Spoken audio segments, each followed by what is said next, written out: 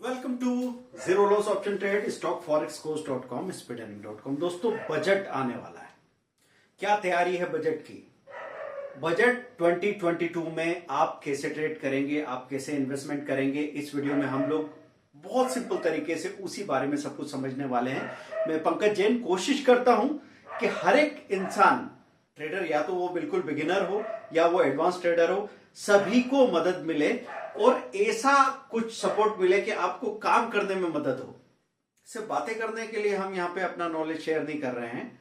तो सबसे पहले हम लोग बात करते हैं इंट्राडे ट्रेडिंग की। देखिए, इंट्राडे ट्रेडिंग में बजट के दिन काफी वोलेटिलिटी होने वाली है। उस वक्त ऐसा हो सकता है कि निफ्टी 100 पॉइंट प्लस से सीधी 150 पॉइंट माइनस चली जाए और वहां से रिकवर करके 100 पॉइंट प्लस आ जाए। ऐसा बजट के दिनों में होता रहता है। तो सबसे पहली बात कि आप लोग बहुत छोटे वॉल्यूम में और स्ट्रिक्ट स्टॉप लॉस के साथ काम करेंगे, यह पहली बात होगी। जो लोग 500 शेयर्स में काम करते हैं उनसे कहूंगा 100 शेयर्स की ट्रेडिंग कीजिए और उसमें भी strict stop loss. Stop loss में आपके ट्रिगर प्राइस और सेलिंग प्राइस का गैप बराबर रखना है। अगर आपने शॉर्ट सेलिंग की है तो ट्रिगर प्राइस और बाइंग प्राइस का गैप बराबर रखना है। तो स्टॉप लॉस लिमिट ऑर्डर के बारे में हमने बता रखा है। एक चीज ये हो सकती है कि कुछ लोग इस बात से हर्ट हो जाएं कि सर एकदम से स्टॉप लॉस बार बार हिट हो रहे हैं, तो हम चाहते हैं कि हमारा या तो ट्रेड ही नहीं हो, ट्रेड हो तो क्लैरिटी पे हो। तो अगर ऐसा करना है ना दोस्तों, तो आपको क्या करना पड़ेगा, जो भी स्टॉक्स वहां पे आपको दिख रहे हैं सबसे ज्यादा वॉल्यूम के साथ में मोस्ट एक्टिव, उनका आपने रेंज देख लिया। अब रेंज क्या हो गया कि सपोज 1 बजे हलचल शुरू हो रही है या दिन का सुबह सुबह जब बाजार खुलता है, तो आपने डे के हाई पे और डे के लो पे स्टॉप लॉस बाइंग और सेलिंग लगा के रख दी। तो इसका मतलब अगर वो ऊपर की डायरेक्शन में गया तो आपका बाइंग ट्रेड एक्टिवेट हुआ, अगर नीचे की डायरेक्शन में गया, अचानक से कोई नेगेटिव सेंटिमेंट बना, तो आपका सेल ट्रेड एक्टिवेट हुआ। अगर ये ट्रेड एक्टिवेट होता है तो आपका काम क्या है, सीधा प्रॉफिट बुक करना। अगर आपको ऐसा लगता नहीं मैं चांस लेना चाहता हूं, पूरी क्वांटिटी का प्रॉफिट बुक नहीं करना, हो सकता है शाम तक फिर चीजें और ज्यादा मूवमेंट दिखा दे, तो आपने 100 शेयर में से 80 शेयर का प्रॉफिट बुक करके 20 शेयर में ट्रेलिंग स्टॉप लॉस लगा के छोड़ दिया। बस ओवर ट्रेड आपको नहीं करना है। जो लोग बिल्कुल नए हैं उनको मैं कहूंगा कि बजट के दिन वो सिर्फ दूर से देखे चीजों को। वो स्विंग ट्रेडिंग के लिए पोजीशन बनाने को सोचे तो ठीक है, लेकिन इतना उतार चढ़ाव, इतनी वॉलेटिलिटी रहेगी कि वो अगर ट्रेडिंग से आज के दिन थोड़ा परहेज कर ले या बहुत छोटे वॉल्यूम में ट्रेड करे तो ठीक है। अब बात आती है निफ्टी के कॉल पुट या निफ्टी के फ्यूचर की। तो निफ्टी के फ्यूचर में ऐसा होगा कि निफ्टी एकदम से अपना हाई तोड़ेगी, तेजी आएगी, और फिर कोई नेगेटिव न्यूज आ रही है तो उतनी ही तेजी से सेलिंग आने वाली है। अभी तो आपने वॉलेटिलिटी देखी है ना, एक निफ्टी ने प्री बजट सेलिंग में अपना बॉटम बना दिया। तो बॉटम में ऐसा हो रहा है कि नीचे जाके बहुत तेजी से रिकवरी आती है, फिर नीचे गिर जाती है चीजें। बहुत बड़ी गिरावट के बाद में जब भी स्टॉक उठने की कोशिश करता है, तो जो लोग भी पोजीशन में फंसे हुए बड़ी बड़ी पोजीशन में, वो अपनी पोजीशन स्क्वायर अप करते हैं, इसलिए वहां पे बनता है डबल बॉटम या ट्रिपल बॉटम।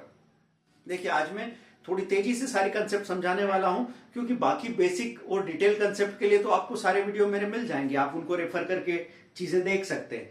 पर यहां पे मैं आपसे ये कह रहा था कि निफ्टी के वीकली हाई वीकली लो पे बाइंग सेलिंग लगा रखना, ये एक चीज हो गई जो ज्यादा सेफ अप्रोच रहेगी। नहीं तो डे के हाई और लो पे बाइंग सेलिंग लगा के रखना सही रहेगा निफ्टी में और बैंक निफ्टी में। आप डे का हाई देखो, डे का लो देखो, stop loss buying stop loss selling लगा के रखो। फ्यूचर में अगर आपके पास उतनी कैपिटल है, अगर आपके पास उतनी कैपिटल नहीं है, आपकी कैपिटल सिर्फ ऑप्शन के लिए इनफ है, तो फिर आप निफ्टी के nearest out of money call में और nearest out of money put में पोजीशन बना के रख सकते हैं। और मोस्ट एक्टिव कॉल पुट आप कहां से देखते हैं, आप देखेंगे मोस्ट एक्टिव ऑप्शन, एनएससी का पेज सामने आ जाएगा। क्लिक किया आपने तो आपको सामने नजर आएगा कि बैंक निफ्टी का 37,500 का पुट सबसे ज्यादा एक्टिव है और 38,000 का कॉल सबसे ज्यादा एक्टिव है। ये सब आपको वहां पे देखने को मिलेगा। सपोज इस तरह का जो भी आपको मोस्ट एक्टिव कॉल पुट दिख रहा है, उसको आपने मार्केट वॉच में लगा के रख लिया। ये काम आज से ही शुरू कर दीजिए। कल के दिन इसका बिहेवियर देखिए, परसों के दिन फिर हम उसमें ट्रेड करना शुरू कर सकते हैं। तो दोस्तों, क्लियर हुई ये बात कि निफ्टी के डे के हाई पे स्टॉप लॉस बाइंग कैसे लगाते हैं। सपोज डे का हाई दिखा रहा है 17,150। तो आप ट्रिगर प्राइस में बाय ऑर्डर डाला, आपने ट्रिगर प्राइस में डाला 17,150 और बाइंग प्राइस में आप 5 पॉइंट की गैप रख लीजिए, क्योंकि बड़ा मूवमेंट वाला दिन है ना। तो नॉर्मली तो हम 150 के बाद 151 की बाइंग लगा सकते थे।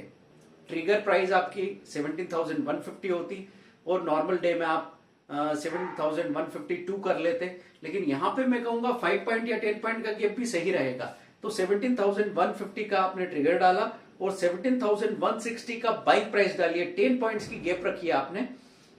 अब आपका ये ट्रेड ऑर्डर जंप करके नहीं जाएगा।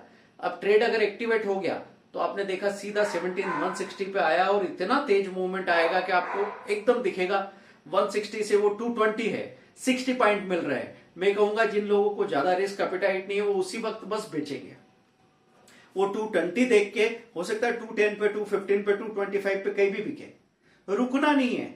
जैसे आज आपने देखा था ना मारुति में क्या हुआ, 8600 से वो 8550 चला गया, फिर एक 10 मिनट के लिए 8750 का लेवल दिखाया उसने। उस वक्त आपको बहुत अच्छा मौका मिला था प्रॉफिट बुकिंग का। मैंने कहा जब भी टारगेट बुक करना होती है वो बहुत ही वल्नरेबल मूवमेंट आता है, तो ऐसे मौके पे आपका काम होता है उसको तत्काल मार्केट प्राइस करके बेच डालो, क्योंकि गैप है ना आपकी बाइंग प्राइस में और प्रॉफिट बुकिंग प्राइस में। अगर 50-60 पॉइंट का गैप है तो क्या फर्क पड़ता है आपको 60 पॉइंट मिल रहे हैं या 55 पॉइंट मिल रहे हैं या 50 पॉइंट मिल रहे हैं। अपने प्रॉफिट को परसेंटेज में देखिए। कई बार लोग वो 10% की एक्स्ट्रा मलाई के चक्कर में पूरा दूध ढोल देते हैं। मीन्स आपको 60 पॉइंट का प्रॉफिट मिल रहा था और आपने वहां पे 17,220 लगा के रखा, वो 210 हो गया, फिर आपने 210 लगाया वो 200 हो गया और फिर वो तेजी से 50 पॉइंट नीचे आ गया। अब आप प्लस से माइनस में जा सकते हो। तो ध्यान रखना है इस बात का कि अपने प्रॉफिट का 80% हाथ में लेने के लिए 20% जाता है, जाने दो, मार्केट प्राइस करके बेच देना होगा। अगर आपसे इतनी तेजी से काम नहीं होता है तो बजट के दिन ट्रेड मत कीजिएगा। मैं आपको फिर से बोलता हूं, इस बजट में कौन कौन से सेक्टर हैं जिनको पॉजिटिव सपोर्ट मिल सकता है। तो नजर आ रहा है कि टेक्नोलॉजी, इंफ्रास्ट्रक्चर और हेल्थ केयर, ये 3 सेक्टर हैं जिनमें बहुत अच्छी पॉसिबिलिटी बन सकती है। आप HDFC बैंक या विप्रो, HCL टेक ऐसे शेयर्स पे ध्यान दे सकते हैं खासतौर से। तो ये बात हो गई निफ्टी, बैंक निफ्टी के फ्यूचर की। बैंक निफ्टी के ऑप्शन में भी इसी तरीके से आप काम करने वाले हैं। हाई पे बाइंग और लो पे स्टॉप लॉस सेलिंग तो नहीं बोलूंगा, क्योंकि कॉल पुट ऑप्शन राइटिंग में आपको ज्यादा कैपिटल लगती है। तो बाइंग पे ध्यान दीजिए, कॉल की बाइंग और पुट की बाइंग, ये दोनों कर लीजिए। अभी अभी तो जैसे अपना ये एक्सपायरी खत्म हुई है। अब निफ्टी बैंक निफ्टी में तो वीकली एक्सपायरी है, लेकिन स्टॉक ऑप्शन में मंथली एक्सपायरी मिलेगी।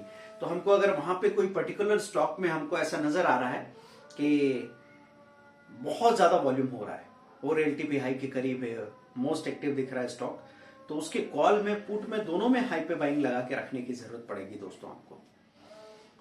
बजट के बाद अब पहले तो जो भी खबर आएगी उस खबर का एक इंटरप्रिटेशन मार्केट को जैसा भी लगा तो उस धुन में चले जाएगा बाजार, और उसके बाद जब उसका सही इंटरप्रिटेशन निकल के आएगा तो उल्टी दिशा में चलेगी स्क्रिप्ट्स। तो इसलिए मैं आपसे ये कहूंगा कि कई बार बजट में हमने ऐसा देखा है कि जैसे उन्होंने कहा कि फर्टिलाइजर, इतने फर्टिलाइजर सेक्टर भागना शुरू कर देते हैं, फिर वो कह रहे हैं कि इसकी जो छूट है वो थोड़ी कम की जा रही है, इतने में वो लुढ़क के नीचे आ जाते हैं। तो लोग बिल्कुल भेड़ बकरी की तरह भाग रहे होते हैं। ऐसे में आपको इस बात का ख्याल रखना है कि बजट के दिन का आप तसल्ली से काम करें। इंपल्सिव बाय सेल मत करना, बड़ी बड़ी क्वांटिटी में बाय सेल मत करना। अपने ऑर्डर लगा के अगर तैयारी में बैठे तो आप ज्यादा पैसा बनाएंगे दोस्तों। तो जैसे मैं आपको यहाँ पे अलग अलग स्टॉक्स के बारे में बात करता हूं, तो इंफ्रास्ट्रक्चर में आपको L&T दिखता है, IT में विप्रो दिखता है या TCS दिखता है, और हेल्थ केयर में अगर हमको दिख रहा है कि सिप्ला है या कैडिला है, तो आपने इनमें ऑर्डर्स लगा के रख दिए, तीनों में शुरू से ऑर्डर लगा के छोड़ दिया।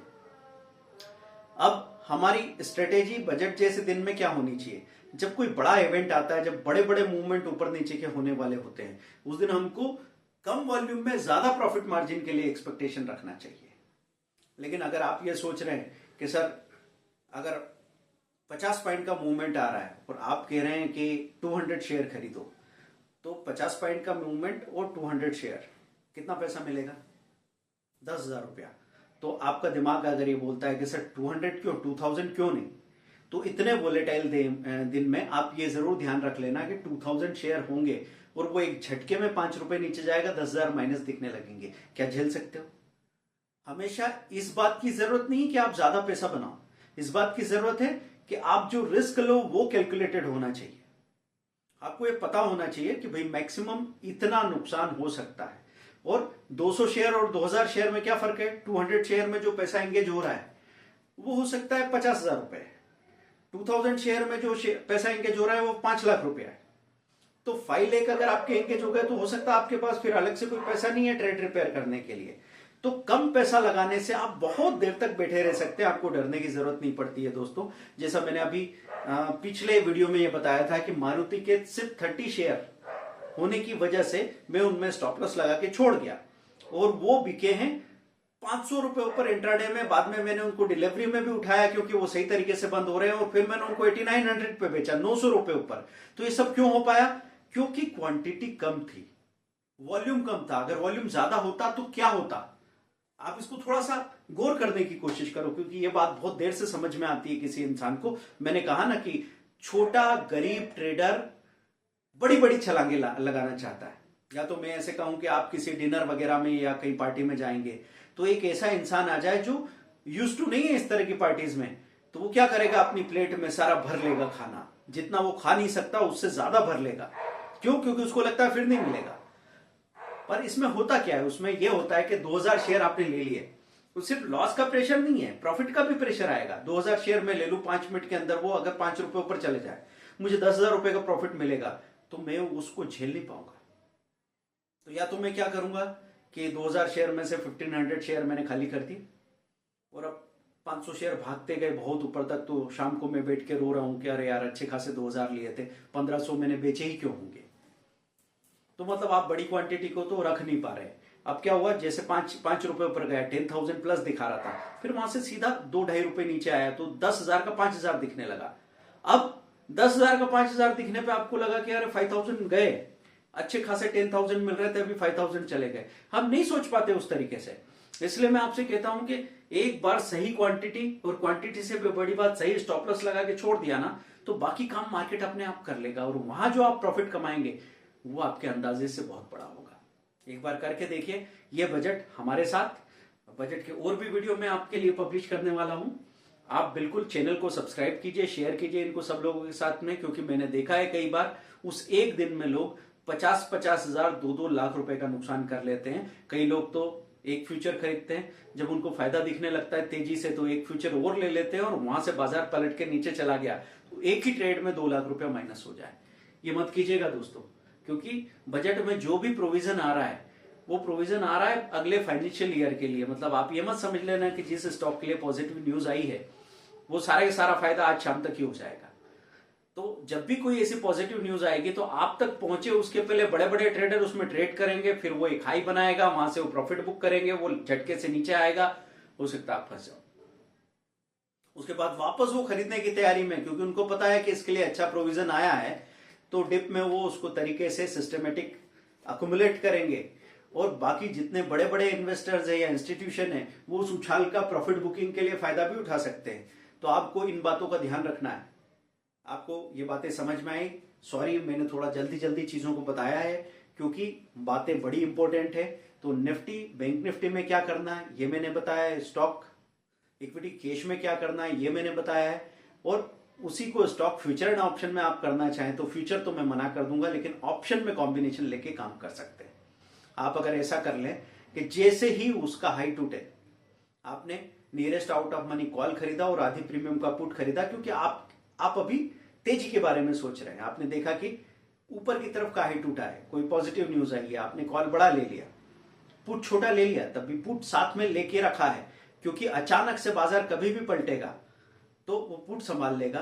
और अभी कॉल बड़ा क्यों ले रखा है? क्योंकि तेजी से भागा और जो रैली आई 5 मिनट के अंदर, उतने में आप प्रॉफिट बुक करके बाहर हो सकते हैं। ध्यान रखना, जितना बड़ा प्रॉफिट आएगा, जितनी बड़ी लहरें आएगी, उतनी जल्दी आपके पांव उखड़ सकते हैं। गलती नहीं करना है, लालच नहीं करना है, और अगर सही वॉल्यूम में आपने काम किया तो डरने की जरूरत भी नहीं है। कितना भी गिर जाए कोई शेयर, उसका ट्रेड रिपेयर करके आप काम आराम से कर सकते हैं। अगर शुरू से आप हेजिंग में जा रहे हैं तो घबराने की जरूरत है ही नहीं दोस्तों। कैसा लगा ये वीडियो? आपका कमेंट चाहिए, जो भी आप पूछना चाहते हैं पूछिए। जीरो लॉस ऑप्शन ट्रेड पे जाके ऐप डाउनलोड कीजिए। बहुत सारे नए नए कोर्सेज और फ्री स्टडी मटेरियल लॉन्च किया जा रहा है। एक खास बात, किड्स के लिए कोर्स आ रहा है स्टॉक मार्केट का। तो दोस्तों, हम हमेशा बच्चों के लिए सब चीज करना चाहते हैं, दिन भर मेहनत करते हैं बच्चों के लिए, उनको पढ़ाई के लिए उनके पीछे पड़े रहते हैं, ये पढ़ो वो पढ़ो, लेकिन पैसों के लिए जब बात आती है हम सोचते हैं कि अपने आप हो जाएगा। अपने आप कोई चीज होती है क्या दोस्तों? वॉरेन बफेट साहब ने 11 साल की उम्र में पहला शेयर खरीदा, वो कहते हैं 5 साल लेट हो गए। तो आप अपने बच्चों को ये चीज सिखा सकते हैं। बच्चों के लिए जो कोर्स होगा बहुत ही इंटरेस्टिंग स्टोरी वाले मैनर में होगा, वो आसानी से धीरे धीरे अपने कंसेप्ट क्लियर करेंगे। लेकिन अगर ये चीज आपने उनको सिखा दी तो आप अंदाजा लगाइए कि उनकी जिंदगी जवानी की उम्र 25 में 30 में वो हो सकता है फाइनेंशियल रिटायर हो जाए, और उस वक्त वो आपको कितना प्यार से देखने वाले हैं। आप हो तो आपको देखेंगे, नहीं तो आप नहीं है तो आपकी तस्वीर को देखेंगे, लेकिन आपको भूलेंगे नहीं कभी। एक कोशिश तो बनती है। Thank you.